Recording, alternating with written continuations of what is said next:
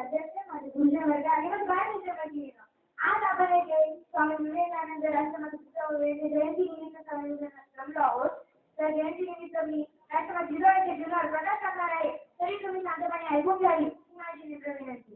राष्ट्रमाता जिजाऊ यांचा जन्म बुलढाणा जिल्ह्यातील मेहकर तालुक्यातील सिंदखेड या गावी 12 जानेवारी 1598 रोजी सकाळी 6:30 वाजता झाला. त्यांचा विवाह शहाजी राणी भोसले यांच्या सोबत झाला. शुभा जेव्हा त्यांच्या उदरात वाढत असताना त्यांना डोहाळे लागले होते. डोळे या शब्दाचा संस्कृतमध्ये अर्थ डोळदय असा होतो. डोळदय म्हणजे दोघांचे हृदय किंवा गर्भावती स्त्री व तिच्या उदरात वाढत असलेला गर्भ या दोघांच्या हृदयातील इच्छा डोळ्याच्या स्वरूपात व्यक्त होत असतात.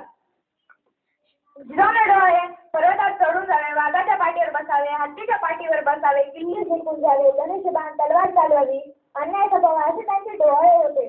त्यांच्या डोळ्यातून शुभावर सुद्धा ते संस्कार झाले. जिजाऊने शुभांवर खूप चांगले संस्कार केले. शिवनेरी किल्ल्यावर स्वराज्य संस्थापनाचा जन्म झाला तेव्हा असे म्हणायला वाटते की हीच जिजाऊ यांच्या प्रेरणेने उदय स्वराज्य ज्योती, हीच जिजाऊ जिजा प्रेरणेने उदय स्वराज्य ज्योती, हीच जिजाऊ यांनी घडविले राजे शिवछत्रपती, राजे शिवछत्रपती. शुभावर मोठे होऊ लागले.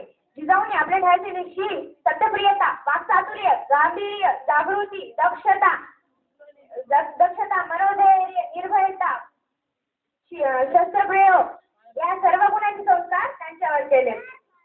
मैत्रिणींनो, आज स्त्रियांवर अत्याचार करता प्रत्येक स्त्री असे वाटते की आज शिवा सर्वांच्याच घरात निर्माण झाला पाहिजे.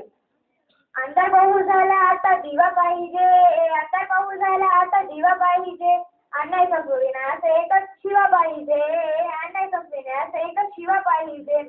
शिवाजी महाराज, स्वामी विवेकानंद यांच्यासारखे महापुरुष जन्माला आणायचे असतील तर आधी जिजाऊंना जन्म घ्यावा लागेल. म्हणजे महापुरुष जन्माला येत नाही